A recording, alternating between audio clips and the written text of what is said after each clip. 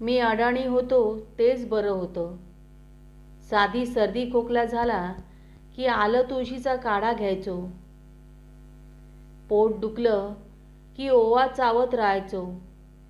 ताप आला की डोक्यावर पाण्याची पट्टी ठेवायचो. ना टेस्ट ना स्पेशालिस्टची झंझट. ना हॉस्पिटलच्या ॲडमिटमध्ये अडकत होतो. निरोगी आयुष्य मस्त जगत होतो. मी अडाणी होतो तेच बरं होतं. राम रामला राम राम, सलाम वालेकुमला वालेकुम अस्सलाम, जय भीमला जय भीमनेच प्रेमाने उत्तर देत होतो. ना धर्म कळत होता ना जात कळत होती. माणूस म्हणून छान जगत होतो. मी अडाणी होतो तेच बरं होतं. सकाळी न्याहारीला दूध भाकरी, दुपारी जेवणात कांदा भाकरी आणि रात्रीच्या जेवणाला कोरड्या भाकरीच पोटभर खात होतो. हेल्दी ब्रेकफास्टचा मेनू, लंचचा चोचलेपणा आणि डिनरच्या सोफिस्टिकेटेड उपासमारीपेक्षा दिवसभर भरपेट चरत होतो. मी अडाणी होतो तेच बरं होतं. शक्तिमानसोबत गिरकी घेत होतो. रामायणात रंगून जात होतो. चित्रहारसोबत आयुष्याची चित्र रंगवत होतो.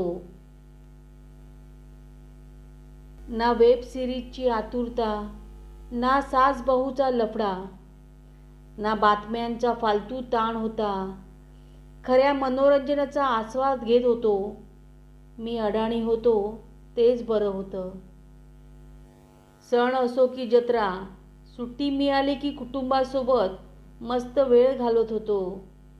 4 मित्रांमध्ये मिसळत होतो. लोकांमध्ये उठत बसत होतो. ना टार्गेटची चिंता ना प्रमोशनचं टेन्शन होतं. ना पगारवाढीची हाव होती. तणावमुक्त जीवन जगत होतो. मी अडाणी होतो तेच बरं होतं. गावातले वाद गावातच मिटत होते. झाली भांडणं तरी रात्री मंदिरात एकत्र येत होतो. सकाळी पुन्हा एकत्र फिरत कामाला लागत होतो. ना पोलीस केसची भीती ना मानहानीचा दावा, ना कोर्टाच्या चकरा मारत होतो. खरोखर सलोखा जपत होतो. मी अडाणी होतो तेच बरं होतं. कुटुंबाला प्रेमाने पत्र लिहित होतो. त्यांच्या पत्राची वाट पाहत होतो. पत्राच्या प्रत्येक ओळीत प्रेमाचा ओलावा अनुभवत होतो. ना मोबाईलवरची कोरडी बोलणी ना मेसेज फॉरवर्डची झंझट, ना ऑनलाईनची निरर्थक चॅटिंग. उगाचच फक्त दिखावा करत नव्हतो. मी अडाणी होतो तेच बरं होतं. मातीच्या घरात राहत होतो. सारवलेल्या अंगणात बागडत होतो. ऐसपैस अर्धा एकरभर जागेत सुखात सगळे नांदत होतो. ना 1 BHK मध्ये कोंबलो होतो ना बाल्कनीसाठी भांडत होतो. ना मास्टर बेडरूममध्ये स्वतःला कोंडून घेत होतो. मस्त मोकळ्या हवेत ढगाखाली मोकळा श्वास घेत होतो. मी अडाणी होतो तेच बरं होतं. अडाणी असताना सुशिक्षितात जाऊन त्यांच्यासारखं आयुष्य जगावं अशी स्वप्न पाहत होतो.